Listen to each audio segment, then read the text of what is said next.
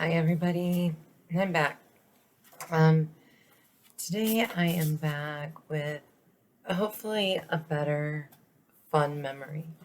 Um, Something that happened recently kind of triggered this memory, so I wanted to share it with you.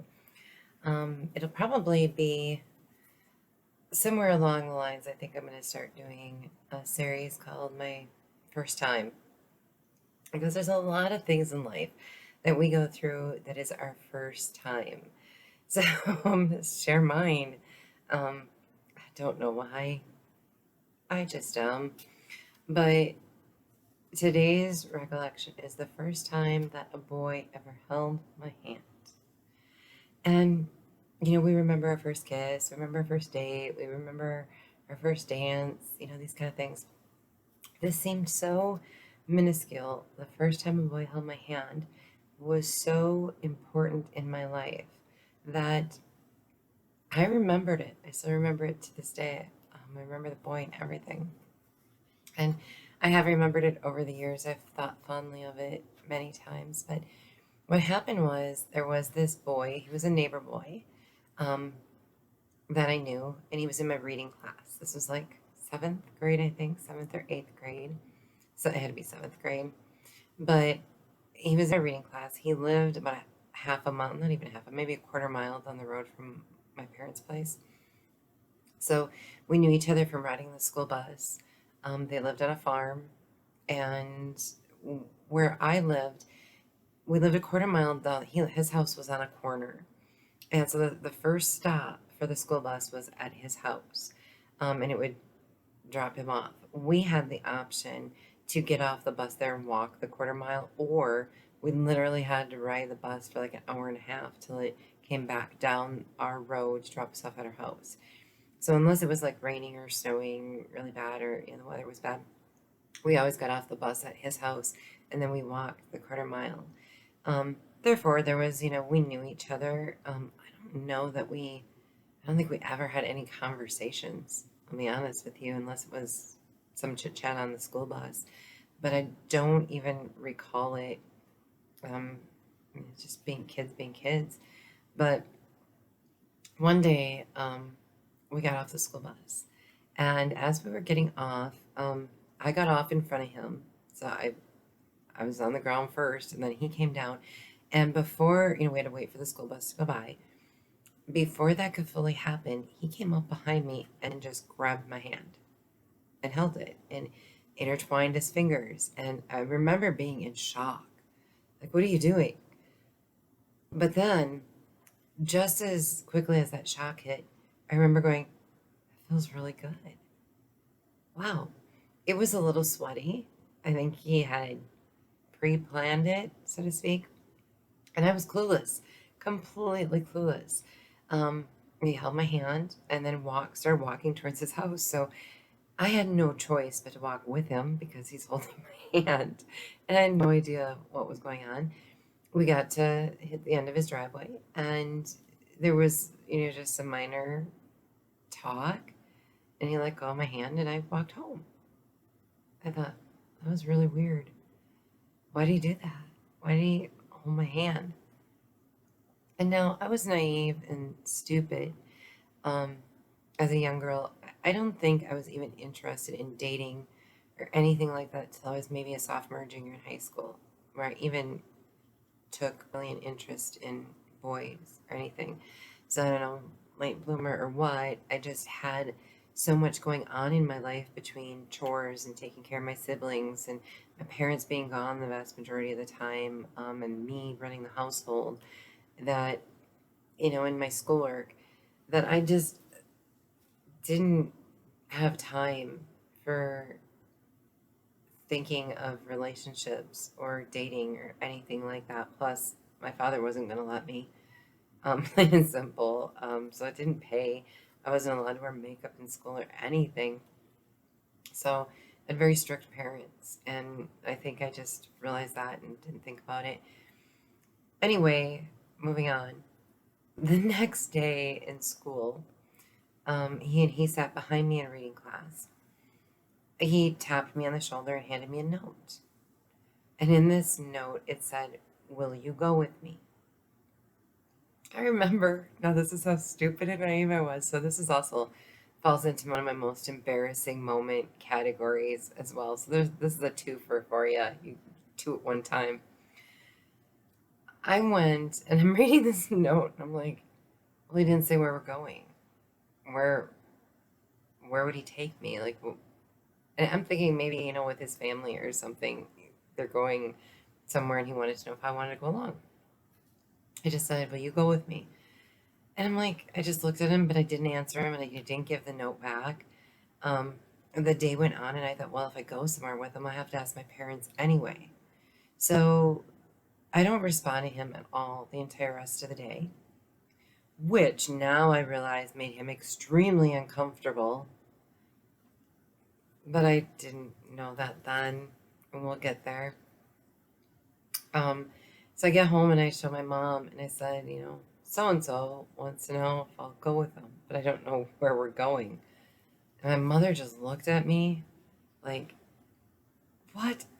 Uh, she knew what it meant. I didn't. Did she sit and explain it to me? No. She just looked at me and says, tell him no. Oh, I was sad. Like, well, wherever they're going, I don't get to go along. This is a bummer. And I was really bummed out. Get to school the next day, and I thought, I have to tell him no. I really kind of wanted to go. Because now by this point, I'm looking at him like he held my hand. He wants me to go somewhere with him. I think this boy likes me, and I like him. So I I really want to go. you know.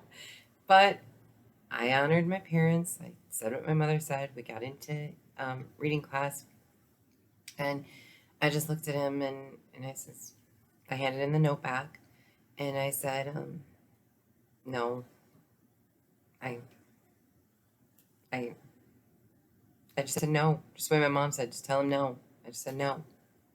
No explanation. No nothing. I was still severely bummed. He didn't say a word to me.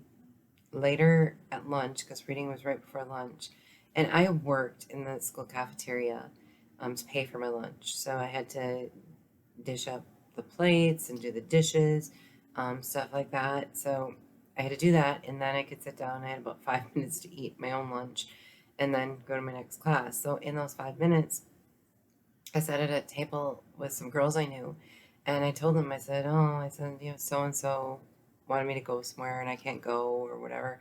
I don't know how it got brought up, but it did. I mentioned it, and they looked at me and they said, he doesn't want you to go anywhere with him. He wants you to go steady with him. He wants you to be his girlfriend. I was like, my eyes must have just bulged out of my head. I was like, no way. Oh my God, yeah, I want that. My mom had no right to answer that question. But then I'm also thinking my mom maybe thought it was a trip too. So yeah, I was stupid. Okay. Dumbest kid ever. I don't know how I raised my brother and sister because apparently I had no common sense in the real world. But anyway, so I realize he's in the hallway with his friends. So I rush out there. I just heck with lunch. I rush out there. I go up to him and I say his name. He sees me coming. And he just looks at me and just glares. And he goes, Carrie, go away. And I knew, as angry as he looked, not to say anything in front of him and his friends. I walked away very sadly. He never talked to me again. Not on the school bus, not in school. And it's sad because I really liked him. And he was really attractive. And I'm not going to lie, I've looked him up on Facebook. He is married and has beautiful children. He's still an extremely attractive man. But wonderful family. So I'm not going there. I'm really happy. His life turned out so great. The irony is the girl he married was like my arch nemesis in school. She hated me. I don't know why. I never had a conversation with this girl. She just would always glare at me and say bad things about me. I don't know why. Because they didn't date that I'm aware of in school. They must have met like after we graduated and stuff. But um, I thought that was funny. I'm like, you married the polar opposite of me, you know, whatever. They're happy, and I couldn't be happier for them and for him, and stuff. But it it was a really good memory that summer. And I can't remember what time of the year it was. It must have been in the spring. So I think there was only like a month or two things were uncomfortable because his family ended up moving that summer. So I never saw him through high school or anything again. That's another reason why I don't think him and this girl dated in high school, but I don't know, they could have, because he didn't go to our school anymore. So I I don't know, how they met, or she was a little older than me as well. So anyway, then none of that really matters. It matters that the first time somebody held my hand, I loved it. It was warm, it was soft, it was sweaty. Um, I liked it. I still remember that feeling. And I confess, recently, within the last, I won't say when, recently, a young man held my hand. I'll admit he was 23, and he took my hand and held it the same way. And all of those feelings and emotions and thoughts of the first time someone held my hand came back. I'm guessing it's because this boy was youthful, and maybe that was a youthful experience, and I don't know why it felt the same exact way, but nobody really held my hand since that point, or held my hand in a memorable way that made me feel the way the very first time hand was held felt, till this recent situation with this 23-year-old. And it triggered such a great memory.